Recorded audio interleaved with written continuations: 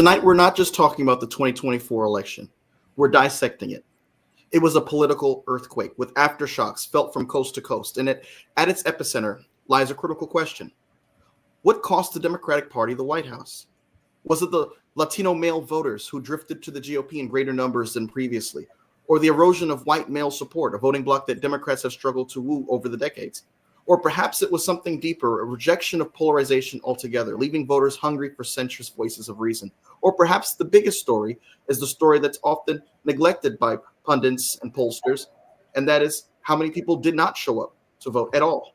Joining me tonight is Lloyd of the Independent Center, an organization dedicated to the radical idea that common ground still exists in the United States of America and its politics. Brett's team has been tracking this nation's ideological heartache, advocating for candidates who value compromise over chaos. In an election where division dominated and extremes seem to thrive, centrist voices have never been more important or more at risk. So what happened? Did the Democratic Party fail to read the room? Did their strategy alienate key constituencies? Or was this a referendum on polarization itself? Brett, let's get into it. So many folks have been talking about what the Democratic Party has done wrong, and many have pointed to identity politics. Many have said that Democrats did not, speak enough to the fears and concerns of Latino males and white male voters. In my view, the Republican Party has doubled down on identity politics, being that they were the party where they were, you had Nikki Haley basically make the appeal, stop saying things that offend women. When Trump, a week before the election, says, we're going to defend your freedoms whether you like it or not. This is the party that struggled with the issue of abortion. This is the party that has struggled when it pertains to equal pay for equal work. The Democrats have made abortion a centerpiece of their campaign messaging, and it didn't seem to move the needle among white women. It didn't seem to move the needle among voters that voted for Joe Biden and previously voted for Trump, and they were banking on voting for them again this time. What happened? Well, first off, Mike, thanks for having me back on. Love being here, bud. I'm looking at this election, and I think that folks that are talking about identity politics need to realize that for every quote unquote loser, there's somewhere that was gains, right? So we can say that the male Hispanic vote didn't show up for Harris. And that's a fair assessment. But when we look at the change of Democratic electorate from 2020 to 2024, the male Hispanic vote made up less than a third of 1 percentage point difference. I mean, this is when Biden won in 2020 by 5 points and Trump wins by 1.5 points. That less than 1/3 of 1 percentage point, I don't think we can just start pointing blame and saying like, well, Democrats forgot that group, so we need to go back to the drawing board. For each one of those groups, look at the white college-educated vote. That turned out more for Harris than it turned out for Biden. It's a much larger cohort. That percentage of the electorate that came out for Harris that was white college-educated is 4 times greater percentage of the electorate than male Hispanic voters. So I think getting into these like nitpicky splicing of identity politics, I kind of go back to an argument that I say, and it's, would I rather know that your great-great-great-grandfather considered himself Latino, or would I rather know if you yourself are staunchly pro-life or pro-choice? One of these is going to tell me a lot more information than the other, right? And so I go back to kind of the issue politics over identity politics. I think that's much more important. But the other thing that I'm seeing that I'm struggling to hear people talk about, because I think we look at politics in America with red and blue lenses on, is I hear Democrats didn't show up to vote. And that's a fair assessment. There was, a 6-point drop off from 2020 to 2024 in terms of percentage of the electorate that self-identified as Democratic. Republicans also slipped, though. So this wasn't a red wave. When people are coming and saying, well, but then Republicans really came out strongly for Trump. No, Republican actually lost a percentage of the electorate from 2020 to 2024. Also, look at the exit polls, look at any of the toss-up states. The intensity for Republicans for Trump is going to be lower than the intensity for Democrats for Harris. So I think people are really starting to learn the wrong lessons. And when I say all of these things, I'm leaving out one major component of this electorate that people aren't considering, and that's that self-identified independents increased by 8 percentage points in terms of the electorate from 2020 to 2024. And that was the difference maker. It's not this like small cohort identity politics, what we need to do, the lessons learned of how we can get Gen Z and millennial Latino first generation women to come out and vote for us. I mean, these are fractions of percentage points when we're talking about the electorate. What we need to be looking at is an 8% growth of independents that now are the second largest voting cohort in America, and what we're doing to be bigger tents to entice those voters to vote for our candidate. Now, the New York Times recently put out a report 2 days ago arguing that turnout wasn't the Democrats' problem. They go on to, point fingers at messaging, communication. Some of the criticism that you've heard from folks on the far left, like Cenk Uygur of the Young Turks, and then even some folks on the right, like Piers Morgan, people on Fox News, who argue that Democrats have become tone deaf. You have even longtime political pundits who have not made their political views known, saying that Democrats have forgot how to speak to regular folks. Now, is that an over-exaggeration? Oftentimes in the aftermath of elections, the winning team become experts all of a sudden and intelligent, and the losing team becomes the party of folks that need to go back to the drawing board. But in this case, is there a point there that Democrats have lost touch of the quote-unquote bread and butter issues that Americans seem to focus on in this election? It didn't seem that foreign policy was driving the turnout. It didn't seem as if the threat to democracy really resonated enough with folks. It seemed to be the fact that folks were upset about the price of groceries, the price of eggs, the price of living expenses. Yeah, I think that argument makes an assumption that Democrats had a bad election, right? And I don't know if I'm fully there yet. Now, granted, the Democratic candidate did not win the White House. I understand that. But we saw the shortest presidential election for a candidate ever, right? And a candidate that didn't go through the primary process, that was thrown into that position. When we look down ballot, now the House is 2020, 2015. That's not a Republican wave. That's not a routing. Those toss-up seats that were truly toss-up seats, they might have favored the Democrats by a seat or two. When we look at the electoral map for the Senate, for the statewide races, outside of Pennsylvania, in terms of presidential toss-up states, Montana, West Virginia, Ohio are not presidential toss-up states. But when we look at presidential toss-up states, the Democrat won in every one of the states that had a Senate race except for Pennsylvania. They won in Arizona and Nevada and Wisconsin and Michigan, right? And so this wasn't like this terribly red tsunami that we keep hearing about. And in those states, the Democratic candidates landed the message, obviously landed the message enough where the top of the ticket Republican candidate got the votes there, and the next up race, those candidates got the message. So, I mean, I don't know if that's a fair argument. If you're talking to Sam Brown in Nevada right now, he's not saying that there was a Republican wave because, he's probably looking for a job because he lost his Senate bid. Meanwhile, I think Jackie Rosen in that state, she landed the plane on that message. Her stuff was Big Tent. If you pull up one of her campaign ads, it was about bringing people together. It was about the cost of inflation. It was about, her ads in terms of color and hue actually were purple, and they were more bigger tent. So I don't think that there's much to point to on message there. I think this was a anti-incumbency type of election at the top of the ticket.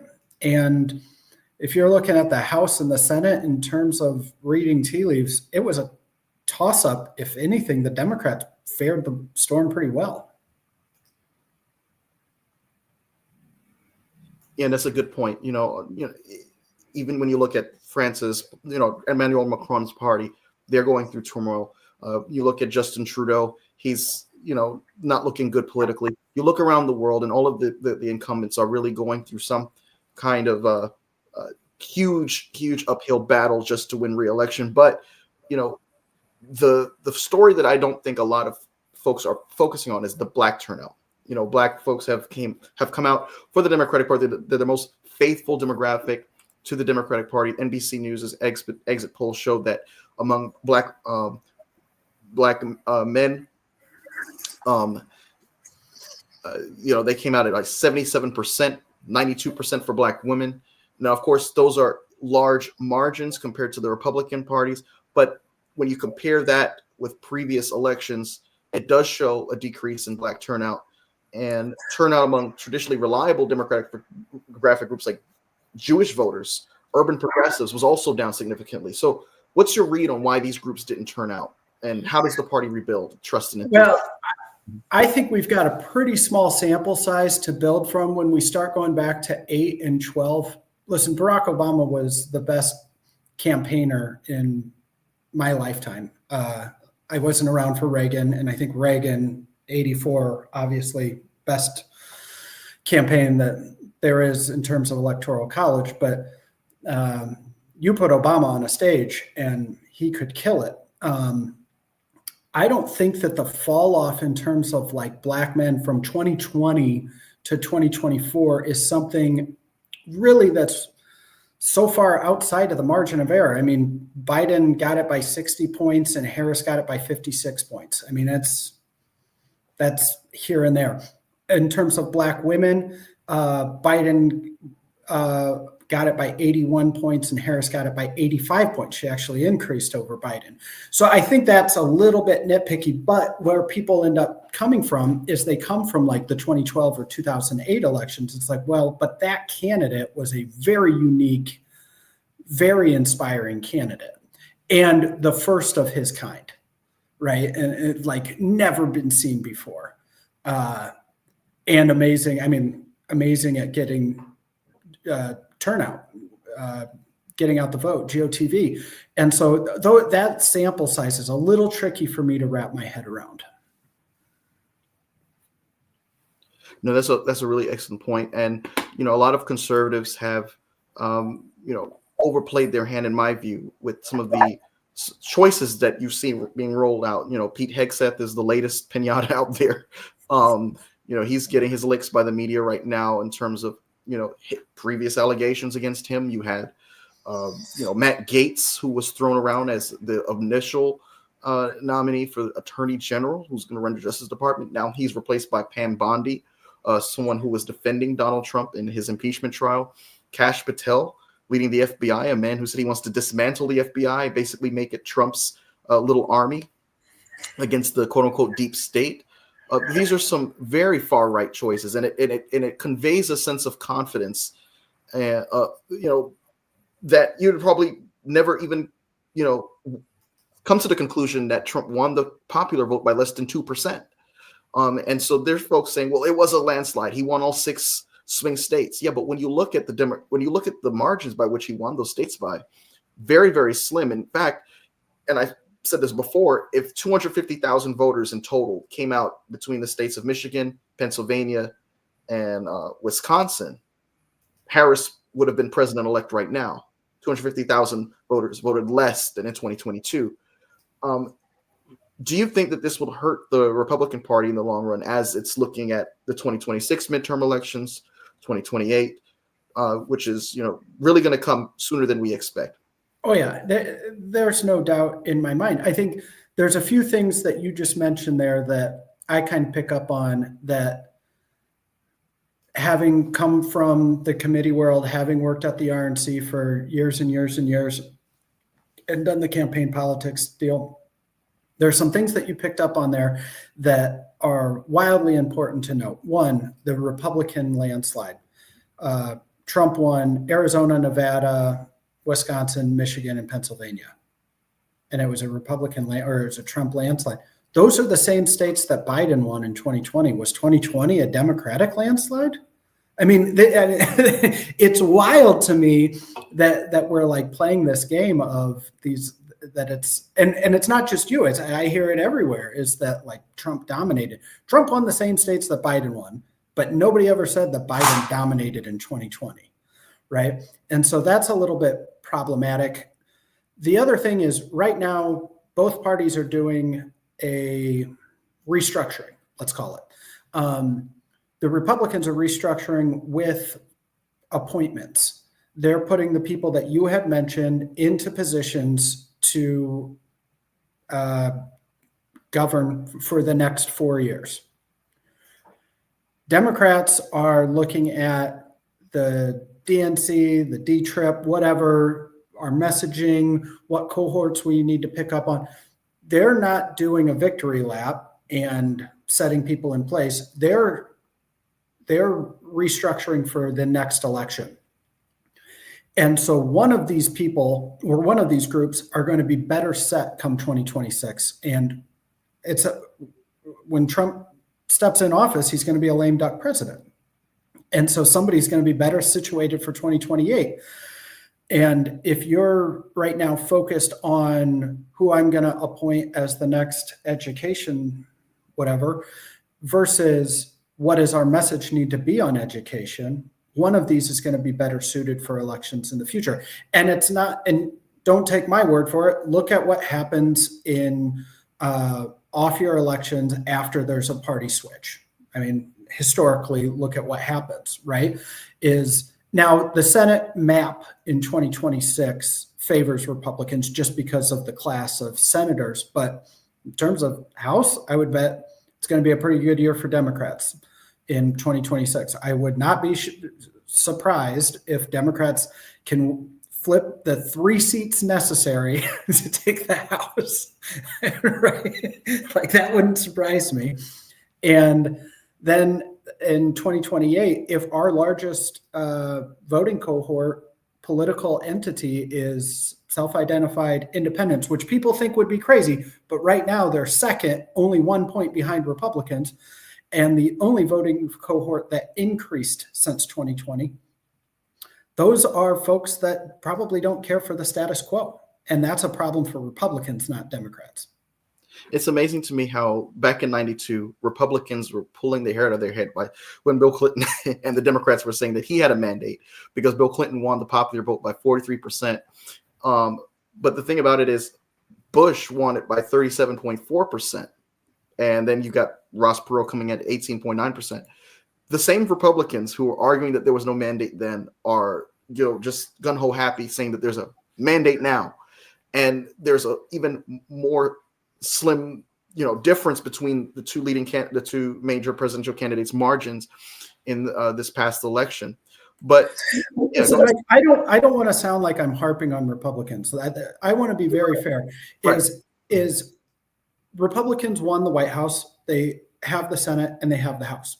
That's absolutely true. I'm not denying that fact. But the margins in which it was won, the White House by 1.5 points, the Senate in a very favorable Senate map, and the House at a lesser margin than they had in the last Congress, these aren't like tsunami level numbers. This is going to be very tricky when we're talking that you're going to have like a speaker vote in reality of passing a bill when you have to have your full caucus with you. sans 2 votes, this is gonna be a really tricky 2 years for Republicans. Yeah, and there's a race right now to replace the current DNC chair, Jamie Harrison.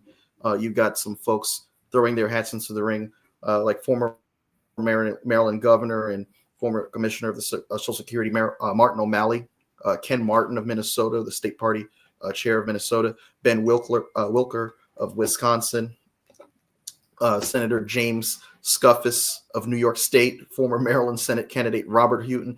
All of these folks, very, very little known. I mean, you don't really have a really juggernaut front runner in this race to become the DNC chair, but whoever is going to be the DNC chair, in my view, needs to look at the precincts in Detroit, needs to look at the precincts in West Philadelphia, needs to look at the precincts around the metro Atlanta area, around Milwaukee, and look at where Black turnout decreased.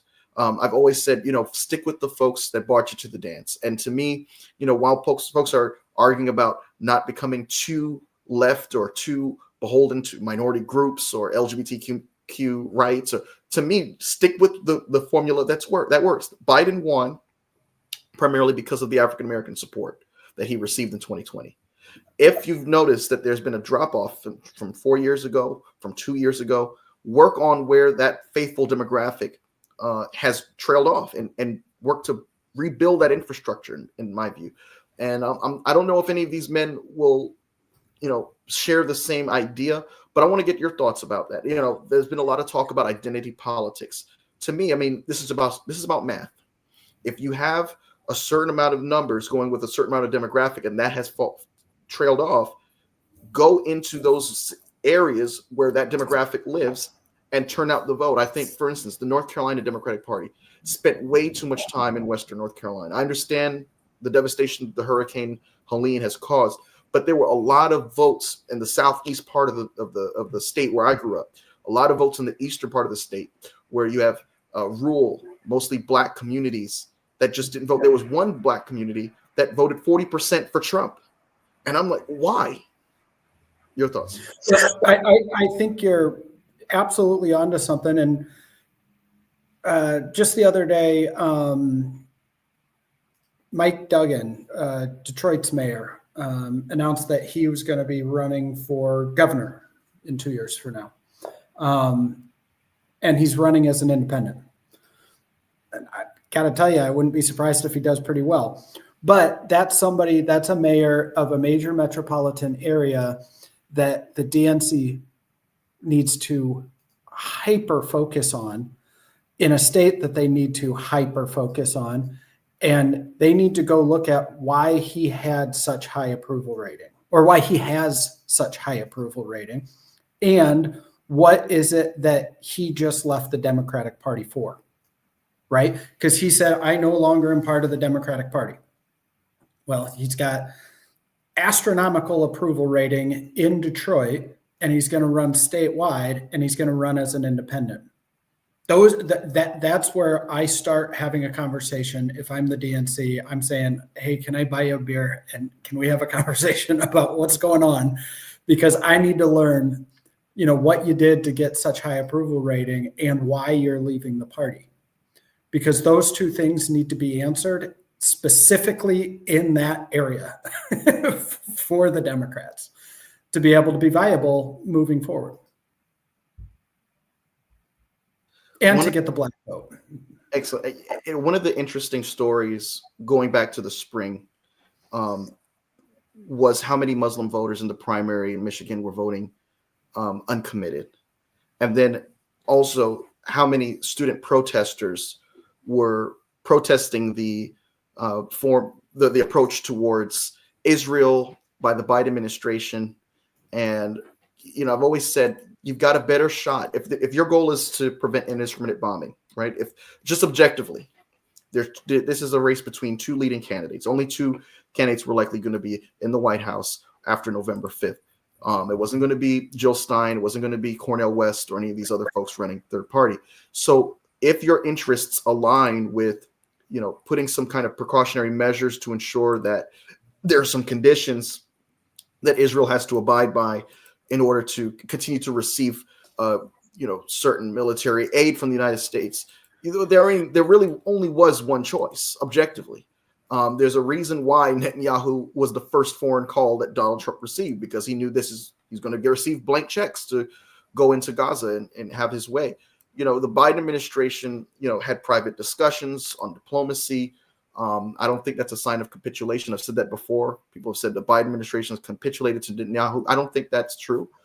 They've issued public ultimatums that, that the Israel government should have abided by.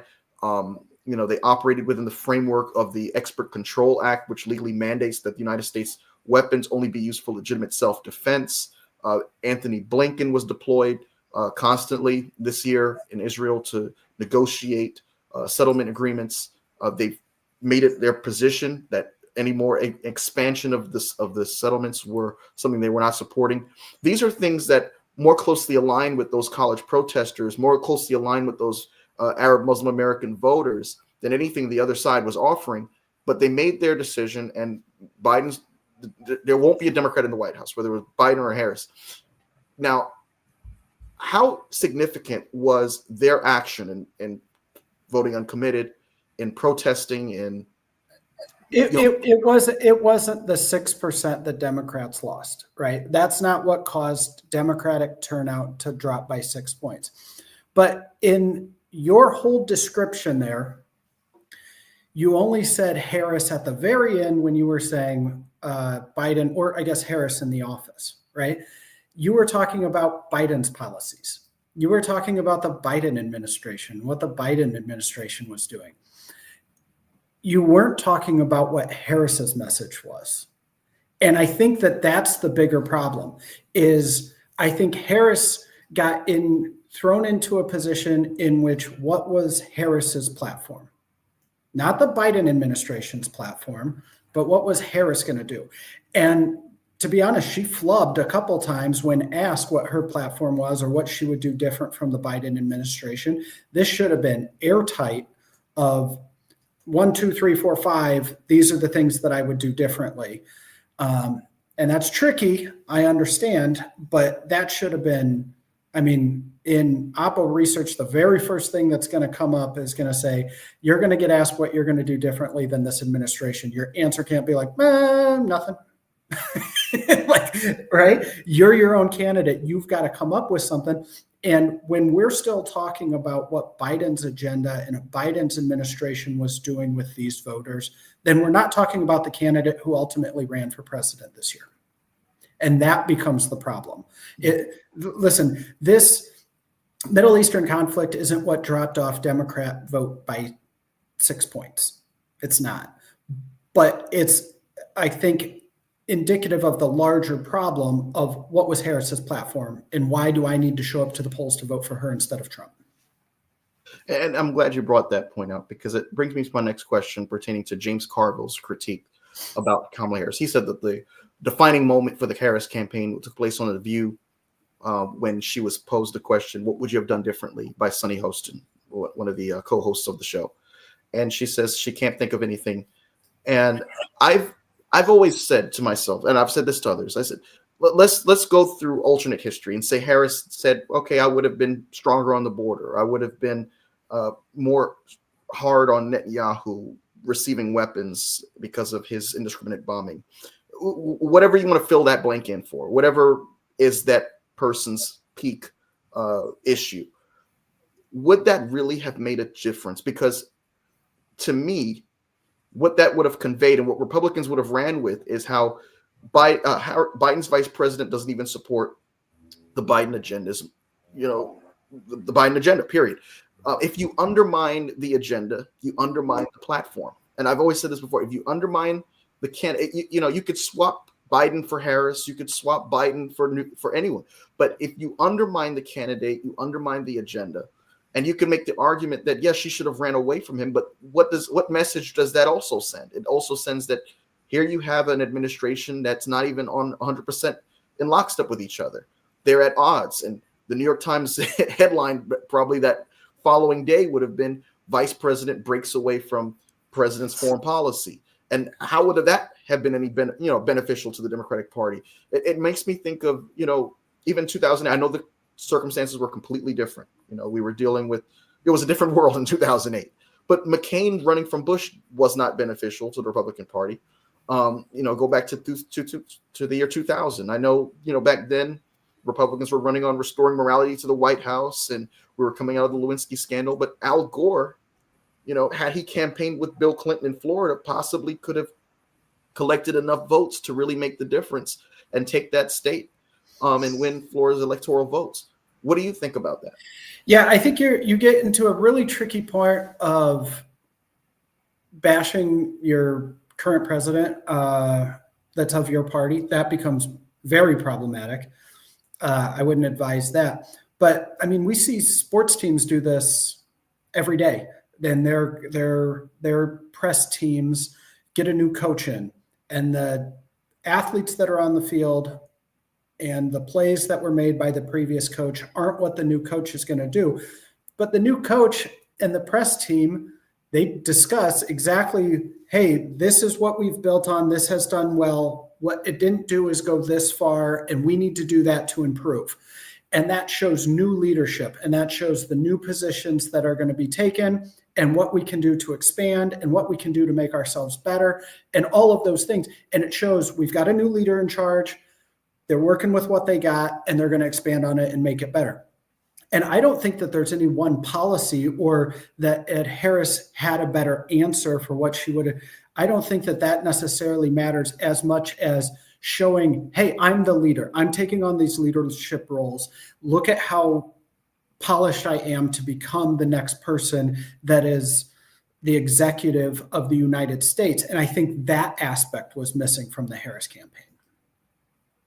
And she's also got a lot of flack for campaigning with Republican-leaning vote. I mean, relying heavily on folks like Liz Cheney to win Republican-leaning voters while neglecting her, quote unquote, neglecting her base.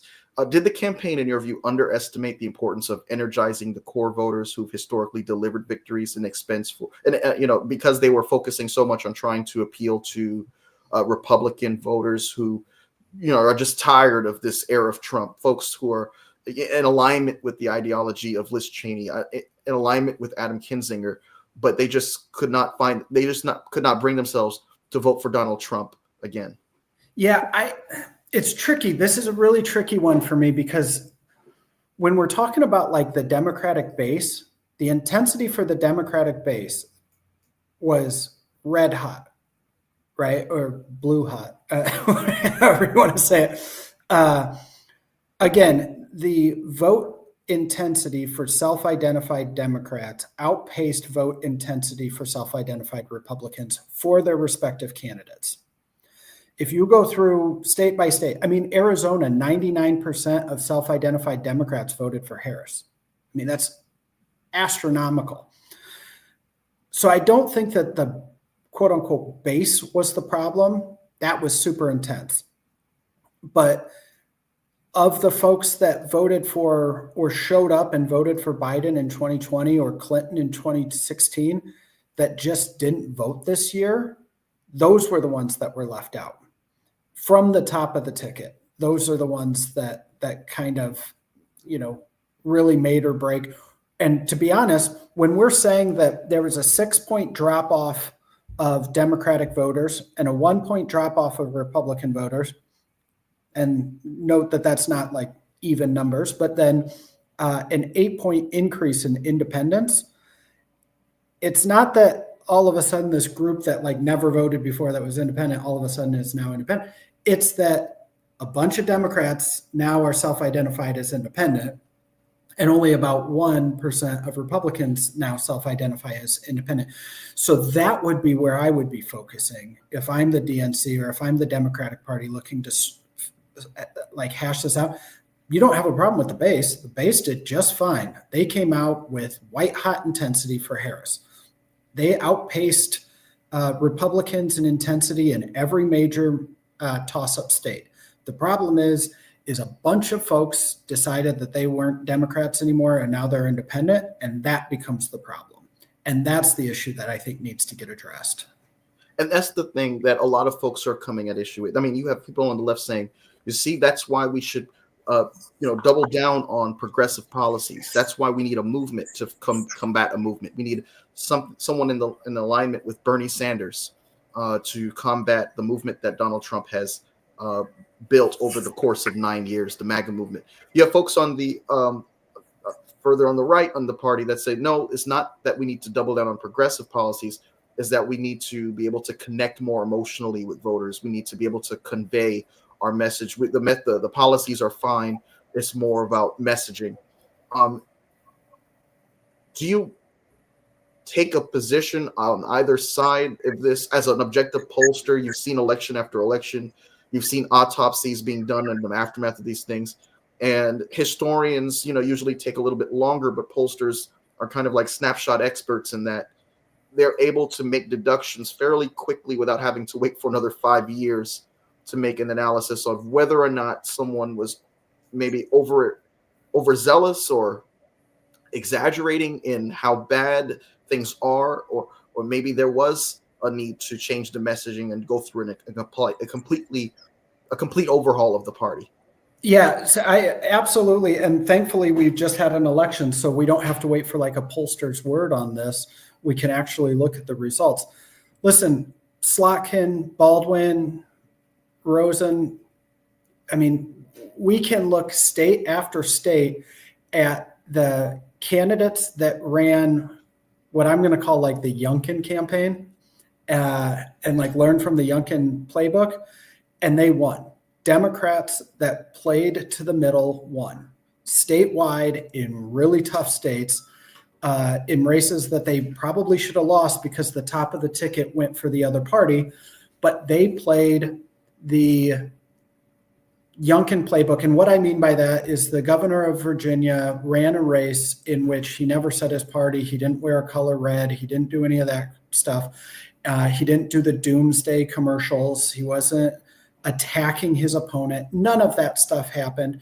And I don't know if Republicans picked up on it, because if you look at the Republicans that ran in all the toss-up states and you went to their website, the picture of them is shaking Trump's hand. And it was a kind of mega right candidate. And the Democrats that ran in those states distanced themselves from the Democratic Party, distanced themselves from Democratic leadership, ran purple campaigns, didn't do much of the attack ads, and they won. So one of these is an example of going to an extreme and trying to cull your base and then bring it together to get that W. And one of them is trying to reach across the political spectrum, not play the political game, but play the statewide or the nationwide game. And the candidates that did that kind of left party politics at home, are the ones that won. The ones that went to an extreme or favored a side, they lost. And it makes me wonder what happened in Pennsylvania. I mean, it was such a tight election. I mean, 48.8% for McCormick, 48.6% for Casey. This election was so tight you can bounce a quarter off of it. It wasn't like the election in Arizona. It wasn't like the election in where another right a Trump endorsed extremist was running. Someone in the likes of Kari Lake. You had someone who was a typical Republican. You could see him running 20 years ago under Bush. McCormick is not a Trump-like politician, and Bob Casey, the Casey name is a big brand in that state. I mean, it was a very close election. Should Trump be credited for the victory of McCormick? No, I think that first off, that's the one caveat of all of the states that we're talking about. McCormick ran a fine race. And I think that Bob Casey Jr., more so than the other candidates, I mean, Slotkin was a first-time candidate. Rosen's was a freshman. Arizona, you got a first-time candidate. These are states in which, if we're saying that this was kind of a anti-incumbency election, Bob Casey Jr. is at the top of the list of incumbency. So I think that probably hurt him more than anything else. This election is interesting because Donald Trump announced his candidacy right after, or actually the night of the midterm elections of 2022. He announced his candidacy in Mar-a-Lago. Donna Brazile says that this election came down to playbooks. with Trump's edgier message resonating more. You know, he was appealing to a certain demographic. And this is what I mean when I say that he was doubling down on identity politics. I mean, he was on Joe Rogan's podcast. He was appealing to a certain demographic. I mean, Elon Musk was gravitating towards him, and Elon Musk's audience and those who are fervent followers of him, were more sympathetic to the Trump message. I always said if Harris went to Joe Rogan, what good would that have done her? I mean, I don't think that would have changed anything. And folks have said, well, she should have gone to Kamala Harris went into Fox News, had that exchange with the interviewer where she tells him that's not the clip where Donald Trump calls the media the enemy within, or Democrats the enemy within. You know, don't play in my face, basically. Don't show me that clip and then make me respond to a clip that's not exactly touching on what I'm talking about as it pertains to my opponent.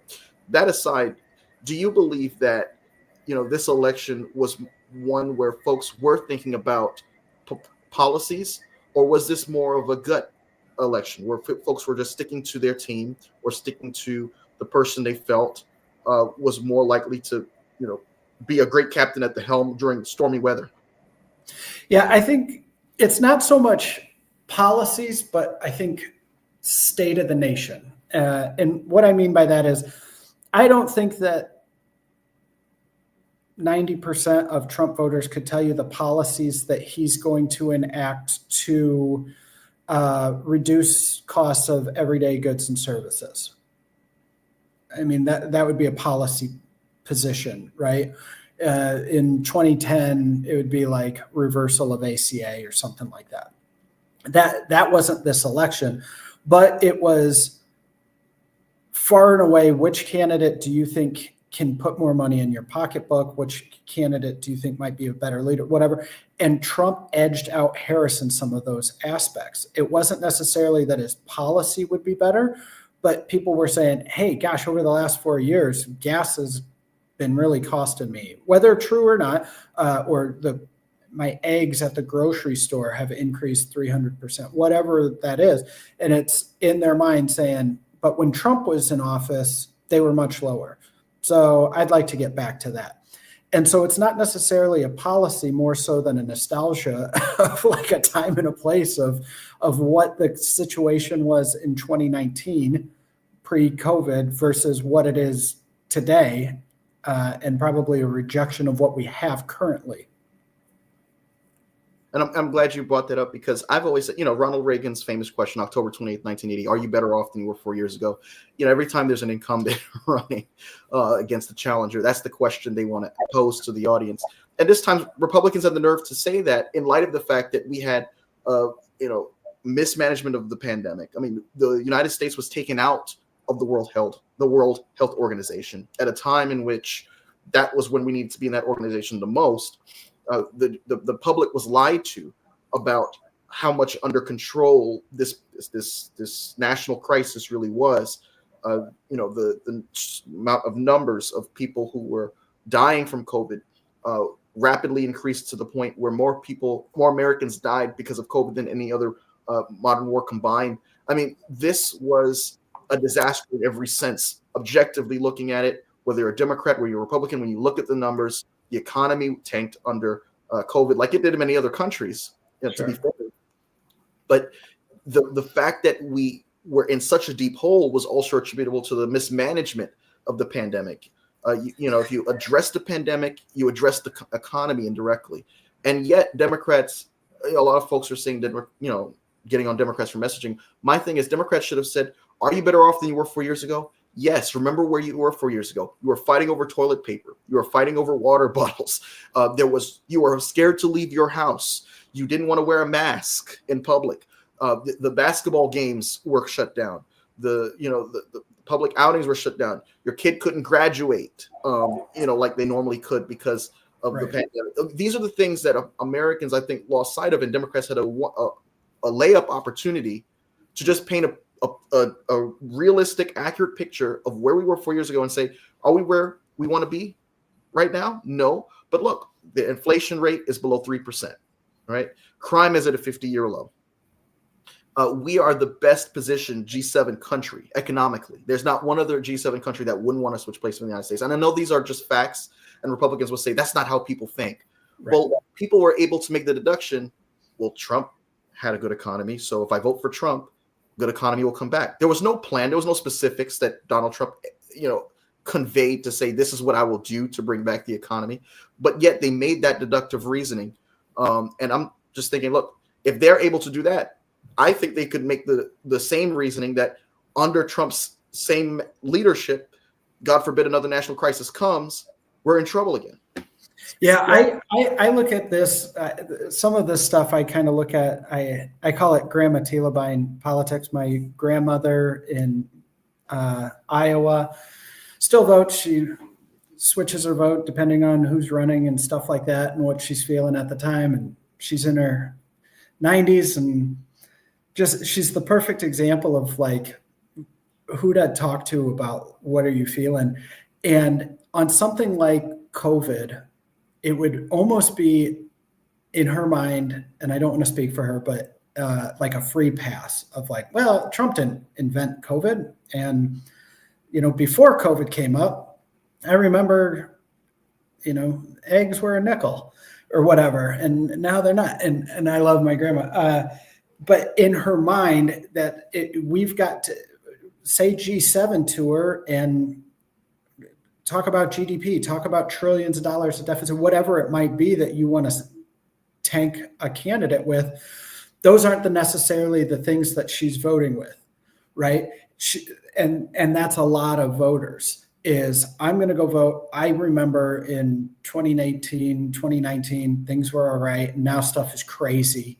And so let's get back to that point. Now, whether or not they're crazy because Trump made them crazy or contributed to them being more crazy, that's a completely different story. But then that's a narrative that you've got to be able to get the average person to think about. And I just don't know if Democrats had the narrative in this election to paint Trump as this awful president solely based off of COVID. I think there could have been other things that they probably could have messaged that they didn't quite land the plane on. I don't know if COVID's one of them, but to your point, like, are you better today than you were 4 years ago? It was like, man, I was telling clients, depending on how the economy is, that's how I'm going to say who's going to win. The economy's not doing terrible. And the economy wasn't doing terrible on election night. And so I think that was a massive missed opportunity for the Harris campaign and for the Democrats to land the plane on the economy and start speaking of achievements. I think what ended up happening was there was a double down on maybe Roe v. Wade, possibly of, hey, this worked in 2022, so let's run it back. It kind of seems like that was maybe the plan of attack. I don't know. I wasn't in the room, but mercy, I didn't hear all of the amazing things that have happened with the economy over the past 4 years.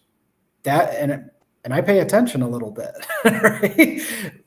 I've had Republicans argue with me, well, even if Democrats explained away, I ran through the numbers. Donald Trump's tariffs cost the average taxpayer $316 billion, according to the Houston Chronicle. The first 3 years of Obama's presidency, in terms of consecutive job growth, 242,000 compared to the last 3 years of Obama compared to the first 3 years of Trump, 182,000. The S&P 500 fell from 68% to 42%. I mean, by every metric, objectively, just looking at numbers as they are, there is a case that Democrats can make. We're better for the economy than Donald Trump, if not the entire Republican Party. Donald Trump ballooned the deficit by nearly $3 trillion. This is an argument that makes sense, but a lot of folks will say, yeah, I hear you, but I'm still having to pay more for certain things. And a lot of the things that people didn't understand was how much of corporate price gouging played a role into this election. The fact that, if they got you to pay $6 for eggs before, what's stopping them from what's the incentive to go back down to pre-pandemic prices? Yeah. I will say though, if you're if you're doing kind of a look back and what we need to fix from the Democratic Party perspective of this election, and I've said you got to understand what the middle of the political spectrum is thinking and how they're voting and how you make a tent big enough to increase to them. I think you got to get back to roots of, to your point, like who brought you to the dance, and ensure that that's not slipping. You got to shore up those holes so you don't have holes in your boat. But also, when you go and look at confidence on issue, right? And I'm just going to pick one, like environment, right? Democratic Party or Democratic elected officials will have more confidence in the American people on the issue of environment than Republicans. Now, if this was an election about the environment, I would think that Harris and Democrats would have done just fine. But it was about the economy. And when we look at confidence by party of the economy, Republicans edged out Democrats this year. And that's not Brett Lloyd's numbers. Those are numbers that you can go and look at a poll for them. And if I'm the Democratic Party, I've got to say, whatever we're saying, whatever numbers we're using, whatever metrics we're using aren't working. They're not working to convince the American public that the candidate that drove up the largest amount of deficit in the history of our country was a Republican. It was 4 years ago. There's got to be a better messaging tactic, and the Democrats have 4 years right now to figure it out, less than 4 years. But if it becomes an economy election again in 4 years from now, which again, people vote with their pocketbook, I wouldn't be surprised if it is, they got to get ahead of that message and not hope for either one of the best candidates in the history of the world that can step on a stage and just turn everybody to mush to vote for that person, which we've seen in previous presidential candidates from the Democratic Party. But I think you gotta start looking at some of the issues that you might not have the confidence of the American people on right now, and figure out a way to message that so that you can gain that confidence back, or gain that confidence that maybe it's not back, it's never there. Yeah, and it goes back to that argument that that point that a lot of folks just didn't turn out, and I'm wondering if voter apathy played a huge role in this election, because in places like Detroit, key organizers reported that they were hearing Black women, the backbone of the Democratic Party, saying that neither candidate would change anything. How do you, or if you're a Democrat, how do you combat that sense of utility and reconnect with these critical voters and let them know, no, if you put us in office, there are some tangible things that you're going to get. There are some tangible changes you're going to see, some positive benefits that you're going to receive. I would ask who landed that message this election, which I don't know if anybody did. When we were looking probably in like July, I want to say, IPSIS started asking government leadership in terms of their top issues, and it was like the top issue, and people were just like, yeah, and the political conflict was another one. And it was like these top issues that people were seeing. It was essentially this: it doesn't really matter who I plug my nose and vote for. Nothing's going to change. These two people are just going to yell at each other, and these are my only options. What's interesting about that, and the juxtaposition that the independent then skyrocketed, the self-identified independent of this electorate skyrocketed, is wild. It's that these parties both are losing, both parties. Listen, both of parties. This isn't a Democratic issue. Republicans lost a share of the electorate as well. And they're losing it to this middle ground of folks that say, Republicans can't do anything for me, Democrats can't do anything for me. Look at favorability of the Republican Party and look at favorability of the Democratic Party. They're not above water. It's not like they're doing fantastic, the two parties right now. What do you get by being a part of the parties? I mean, look at the Nebraska Senate race. Granted, the Republican ended up winning just fine, Fisher, but Osborne, an independent running for statewide race in Nebraska, is making the NRSC spend $5-10 million in that state. That's wild. that shows that it doesn't matter if you're Republican in a very safe district. What are you doing for me? What are you going to do when you get to office that's going to change things? And people, I think, are seeing a little bit behind the curtain now with social media, with getting their news in different places, and with kind of the dug in heels of traditional media of just like lobbying, you guys are wrong. No, you're the ones that are dumb, right? And people being able to just like kind of step back and say, all of that is crazy. And that's not the type of elected official I need in Washington, D.C. or in my state capital. It kind of leads that way to, why do I care who I vote for? If I vote for a Democrat, they're going to do the Democratic thing. They're going to go and they're going to raise money for Democrats, and they're going to vote lockstep with Democrats. And if I vote for a Republican, the exact same thing, just on the Republican side. So what's it matter? The idea of having that like maverick independent is gone, except for where those candidates come out and kind of try to own that ground of coming out with purple advertisements, or being Dan Osborne, a guy who I don't think ever really ran for anything too federal in his life, and then ends up being on, Good Morning America 2 weeks out from the election, in a state that has no business being on Republicans' radars. Is that people are so tired of this back and forth. That's why that political leadership and conflict kind of keeps coming up. And that's why you see such a rise in the self-identified independents. People are getting sick of it. Both parties need to go back to the drawing board and figure out what they're going to do to gain the public's trust back. Democrats were banking a lot on white women voters really being moved by their appeals on the overturning of Roe versus Wade. This was the first election since 1972 where women in the United States did not have the full protections of Roe versus Wade. And the Democrats were, banking big on making that a key centerpiece of their, communications. That did not turn out to be a good gamble, it seems.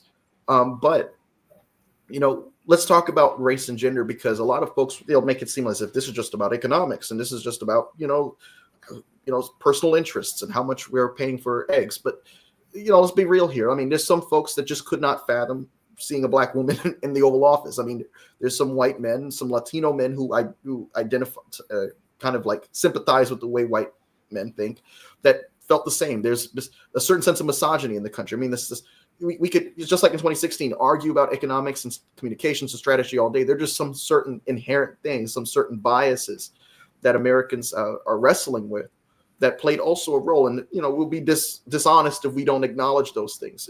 Race. We're 8 years removed from the first African-American president leaving the Oval Office. And we've never had a female in that office yet. Right. We never had a female. We've had two very qualified women, both getting defeated by a man whose first position that he ran for was president. Donald Trump didn't run for school board chair and work his way up. He wasn't a conviction politician that, had a certain burning in his heart for a certain issue. He ran straight for the top job and he got it. How much did race play a role in terms of how white women voted against their interests, it seems, as it pertains to reproductive freedoms?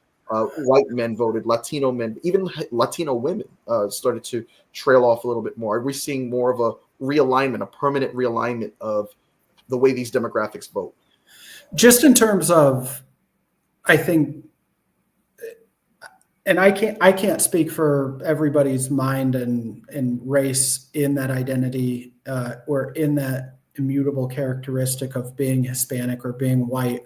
But in terms of white women voted for Harris at a higher rate than they voted for Biden. Trump won white women in 2020 by 11 points. And in 2024, Trump won white women by 7 points.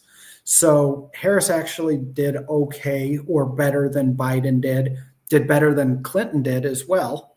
So it wasn't a race issue there. Is white women voted for Harris at a higher propensity than they voted for Clinton. So I don't know if the white women issue, Hispanic men, that went 23 points for Biden in 2020 and 10 points for Trump in 2024. So I would argue that there's probably an argument to be made there.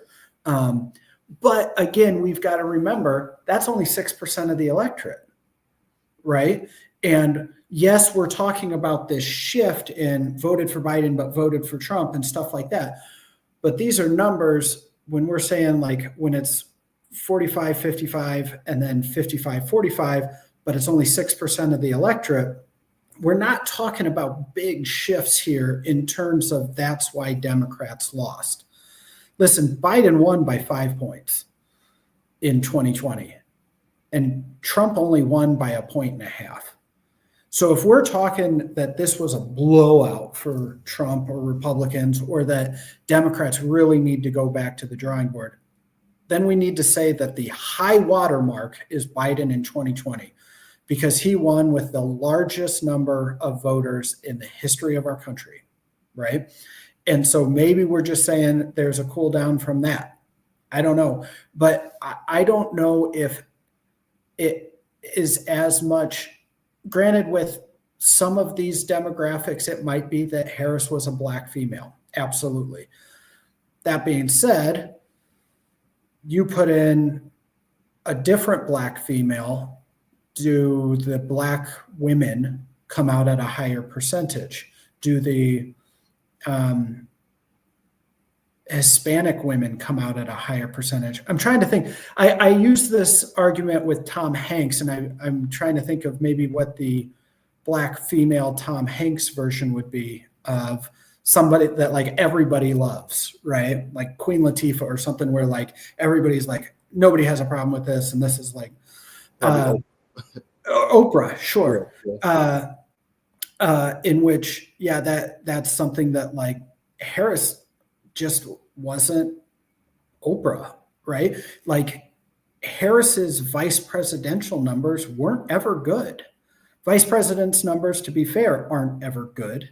But she had a couple early kind of missteps, and there was trouble in the office and exits and stuff like that. I don't know if it was that she was a Black female presidential candidate, or that she was a tainted vice presidential candidate. And by tainted, I don't mean that like she did something super wrong, but her favorability numbers never got up. She was never put in a position to, overcome Biden in the 4 years of the Biden administration.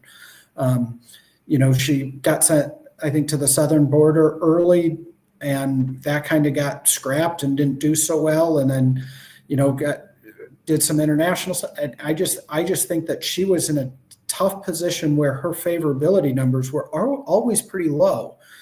That being said, in terms of favorability, her favorability numbers ended up higher than Trump's. So what do I know? But, and for those who are going to say, oh, why are you making it about race? Well, look, you had in the University of South Carolina this year, the NAACP called for the University of South Carolina to cancel a roast that was scheduled to take place by Gavin McInnes, founder of Proud Boys, and Milo Yiannopoulos, a right-wing media personality who previously came under fire for other misogynistic, racist, xenophobic, transphobic comments. This is something that was inherently within the campaign. Whether we paid attention to it or not is another story, but this was an active story. This was a live story that was going on, and they were literally coming to the University of South Carolina to make these remarks. And these are fair questions, and these are things you got to talk about. Like, why are you making it about race? Why would you make it about gender? In the history of our country, besides Obama, every other person in that office was a white male, right? And so, like, I think these are valid questions for people to be asking about gender, about race. If it was Buttigieg that was running instead of Harris this year, we should be talking about LGBTQ plus votes, right? Like these are things that are not common in the textbooks and growing up in America of the candidate that you see. And so does that have an impact? And I think the answer is absolutely. It will have a lesser impact the more we move on.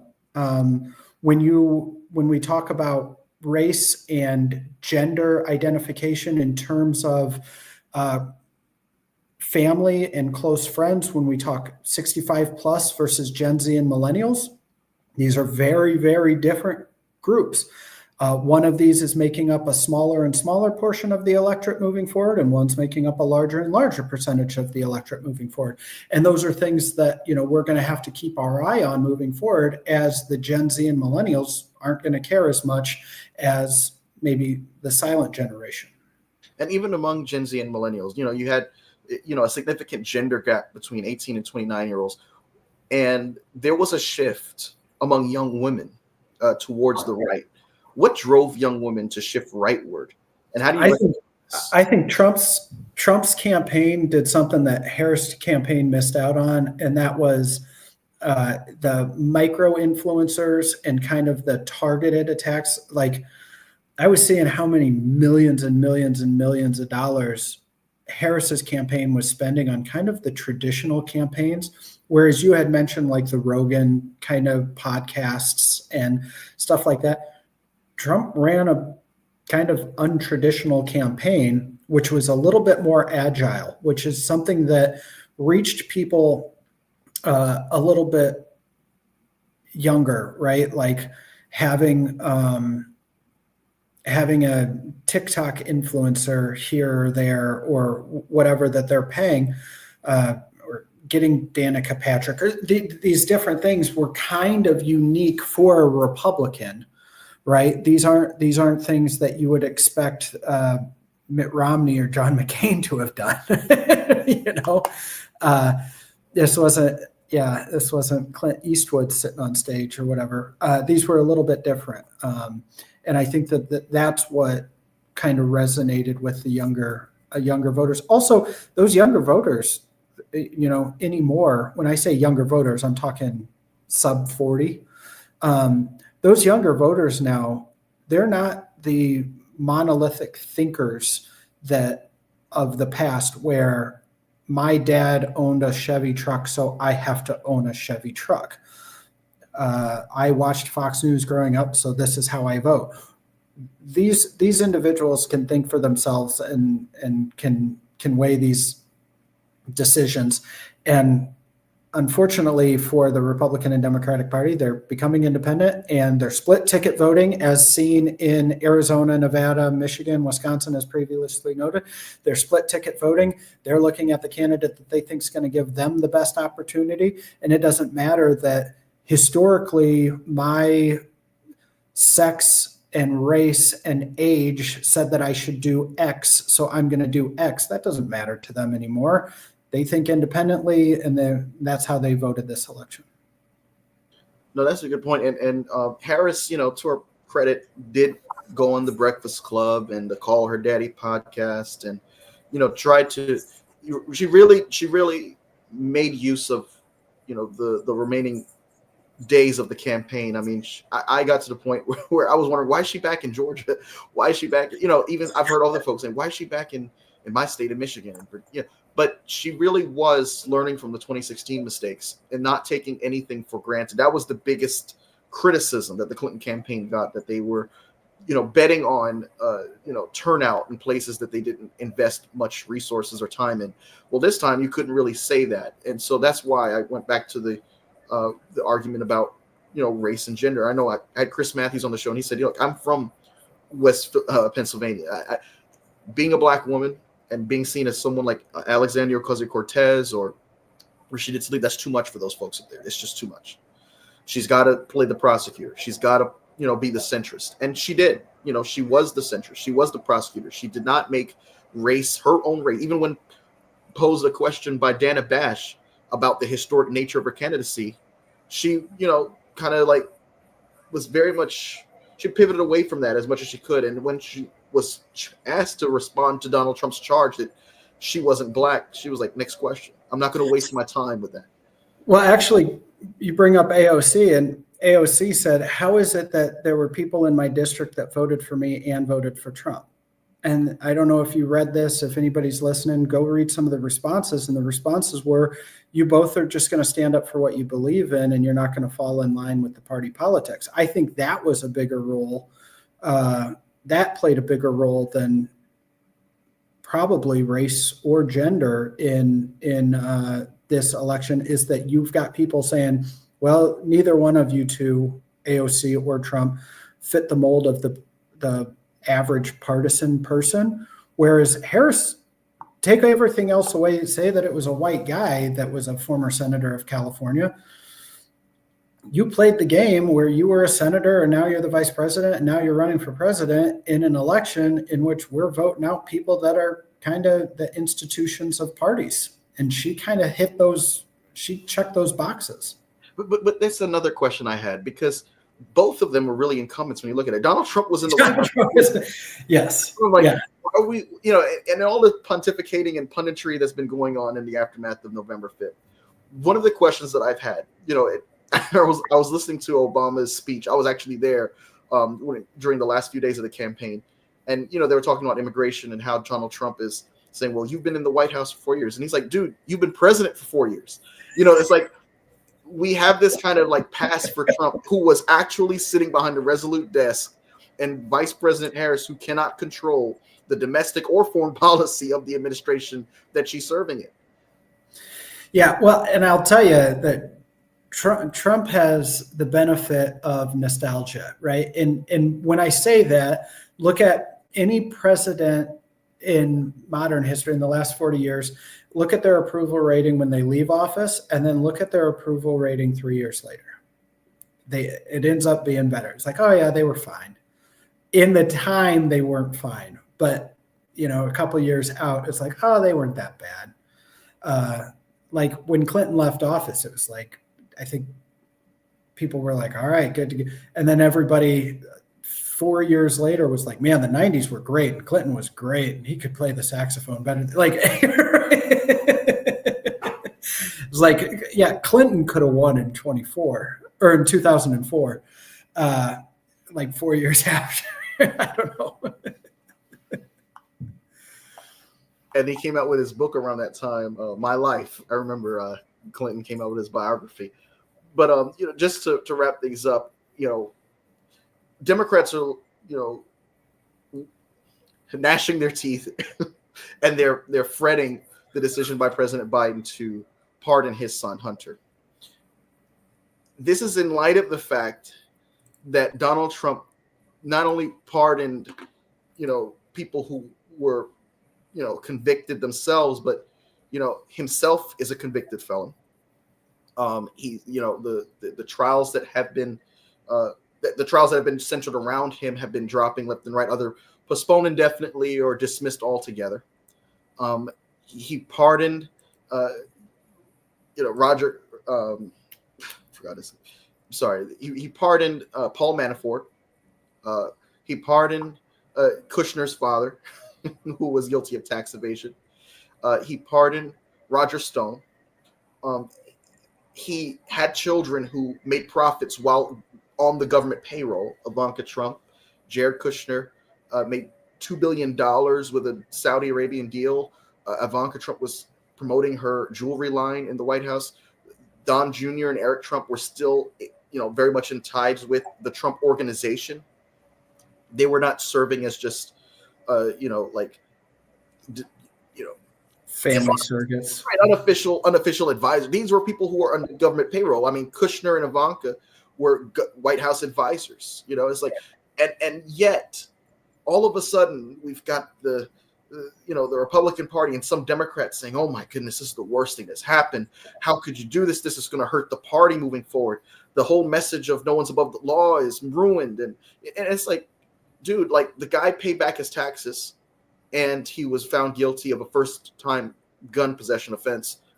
Donald Trump, we have yet to hear back from his taxes, right? Because his tax returns have not been, produced for a number of years. And that's in addition to the long CVS-like report of crimes this man has been guilty of. And we're going to sit here and pretend as if these are two equal things, and these terrible Democrats, now no one is going to be able to believe that justice really, look, as long as a convicted felon's sitting behind that desk, true justice can't be administered in the United States. Let's be real about this. But what do you think about Democrats' reaction to this news?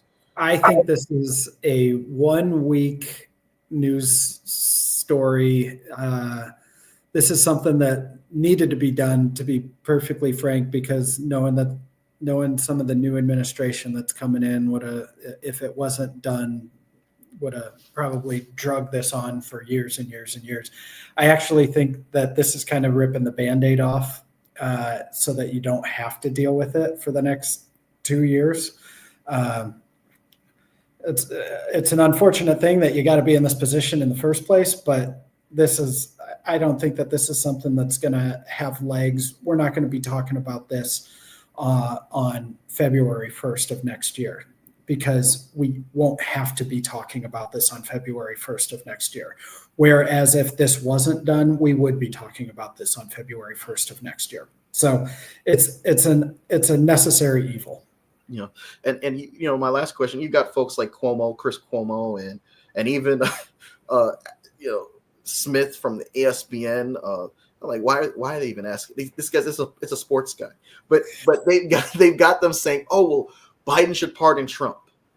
Let's just move on. And it reminds me of how people make the argument that it was a good thing for Ford to pardon Nixon. It cost him the 76 election. In addition to other things, there were other factors in 76. But I've always made the argument: when has pardoning a person in high position who's a rascal, when has that ever unified anybody? When has that brought anyone together? I mean, polls show that people were upset with Ford in the 70s, and just as in 1974 and 2024, I think they're wrong to suggest that Trump should be pardoned. I got to tell you, I've been doing campaign politics for 20 years, and never once have I thought a pardon is what's going to move the electorate. This isn't something that's ever crossed my mind and still is not crossing my mind. This is, if people are having a hard time with this, yes, it's crappy. It's not ideal to have to pardon your son, right? Like that sucks. Is this something that's going to be on voters' mind in November of 2 years from now? Absolutely not. Well, Mr. Brett Lloyd, this has been a privilege and honor to have you on. Thank you so much for all the wealth of knowledge you brought to the table tonight. Mike, always happy to be on. You have me on whenever. Love it, buddy. All right. Take care, sir. Thank you so much. With that being said, we conclude this episode of Mike. Thank you all for tuning in.